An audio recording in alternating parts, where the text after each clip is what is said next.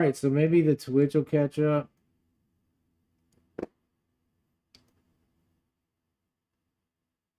Yeah, it looks like it's not too bad. Okay, so let me get these chats together. Yeah, I'll subscribe. Thanks, Bullet Clips.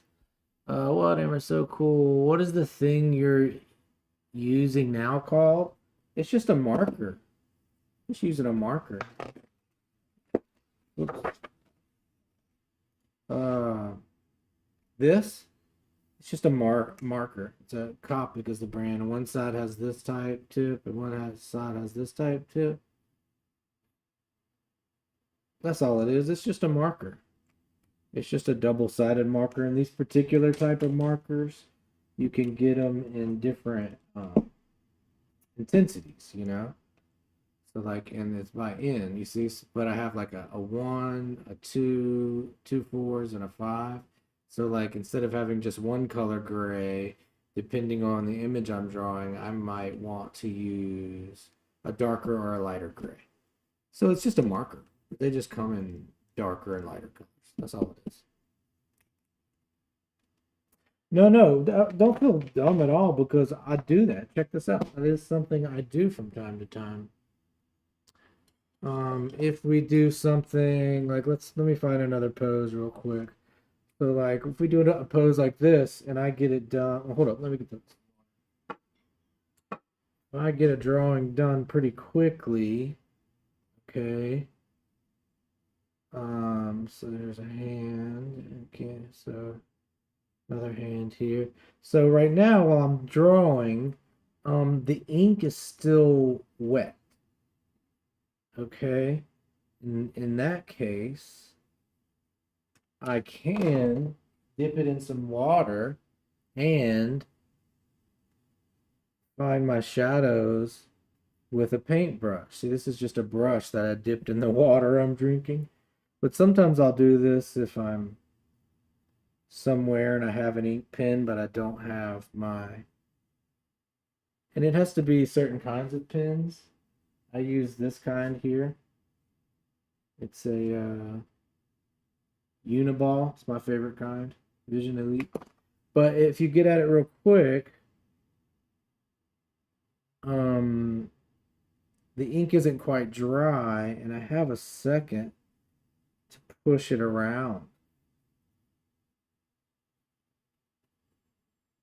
So might be confusing because sometimes I do just that.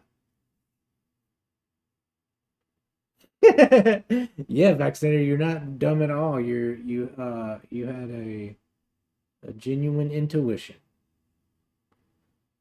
No, yeah, it's very it's a thing for sure. Not dumb at all, not dumb at all.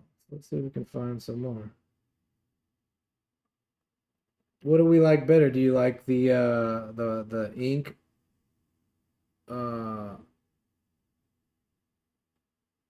brush or do you like the marker better? Okay, and again, if you're wondering like why I'm drawing so sloppily, kind of chaotically, it's a gesture drawing and it's not supposed to capture like perfect realism. It's more of a practice of, allowing yourself to make mistakes and like it's about how fast you can get it done. And you exercise a whole different part of your brain when you're drawing fast. You have to work with that part of your brain that's gonna try to tell you how the drawing should be. And you have to start negotiating with yourself like, hey, I understand where my brain wants the drawing to go logically, but also like maybe I'm trying something different and I'm not trying to do something logically. I'm trying to do something creatively. So if you kind of can tap into a subconscious part of your brain where it's like, I'm not going to listen to that part of my brain that's trying to control the drawing. I'm just going to like go through the process, and at the end, if I want to then decide if I like the drawing or not, then, when I'm done with it, I'll take a look and I'll say, hey, I like it or I don't. But like there's a whole exercise in get the drawing done fast. Just let your hand do whatever it's going to do, and then we'll decide after if we like it or not. And if we do, we do. And if we don't, then, we learn. So that's what I'm doing. I'm trying to just kind of, you know, get the drawings out. Okay, yeah, so trying the thing looks like I'm right on. I'm a history and sports man, and I'm clueless about art. I do enjoy it. Thanks for taking the time to answer a couple questions. Have a good night, buddy. Thanks, Vaccinator. Did you, I love history, by the way. Not a huge sports fan, but my whole family's big sports fans, so I know what kind of talent it takes to be like there's a physical talent, crazy, and I respect it so much. Give us a subscribe. Make sure you like the stream. Thanks for being kind, Vaccinator. Very cool. All right, let's keep going. I like that one pose. I'm gonna do it again. Okay, so maybe her head's here like this. Okay. My hand here. I don't like that. We got like I love the kind of shapes here in this pose, but sometimes I have a tough time pulling them off. And I will say, like, I'm starting to have that thing where I'm already doubting myself and I don't like the drawing. I want to just throw it away and start over. But we're just going to keep going because we don't know where it'll end up. I don't like the way that these lines fell apart here, but when the drawing all comes together, maybe I won't even notice that. But I just want to acknowledge that just like a lot of us do, like right when I started drawing, I started having that frustrating feeling that I know a lot of us have, where it was just like, oh, this looks terrible. I don't like it. Just turn the page, start over, which is also a valid thing that you can do if you want to. But I didn't, and I'm just gonna kind of move through that feeling. But I think it's important to acknowledge that, I've been drawing my entire life, and I still fight that criticism that happens.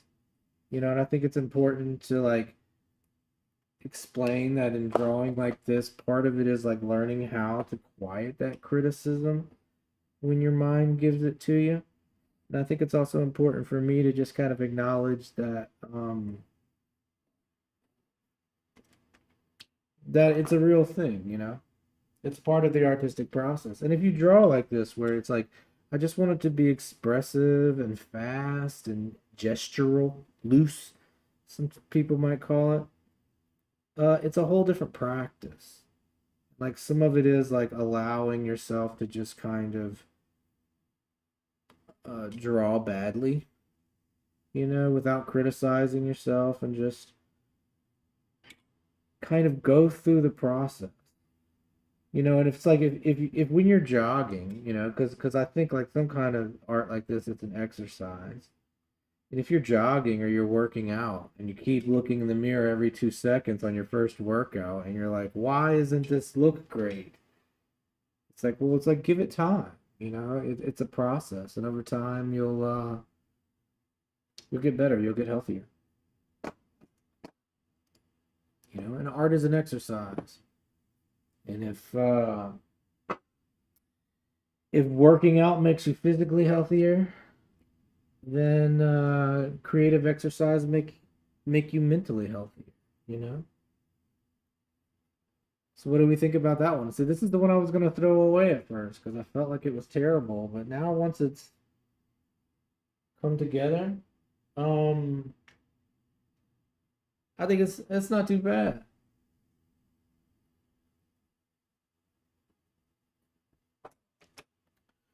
All right, y'all. I think we might get out of here pretty soon. Got a little quick half-hour stream going. We'll do another one real soon. We might do another one this evening. Thank you for being here. Remember, if you're dealing with some kind of conflict in your life, because we all deal with different kinds of conflict. I mean, life is just a series of different kinds of conflicts that we're resolving one at a time. I just want to remind you that if you're having a bad day or a bad week, that you could just sit down with a book and a piece of paper and you could just draw it out, you know? You can draw about the bad day that you had. You can write a poem about a bad day. You can write a book about a bad day. But there's this wonderful thing about art that you can put negative feelings into a sheet of paper and end up with something positive and positive feelings. So I just want to remind you that anytime you're having a bad day or you're dealing with some kind of conflict, sit down with a sheet of paper, write about it, draw about it, sing about it, jog about it, dance about it, write a book, write a movie, take some photos, take it out on art. But do not take it out on yourself. Don't take it out on your friends. Don't take it out on your family. Don't take it out on the drywall.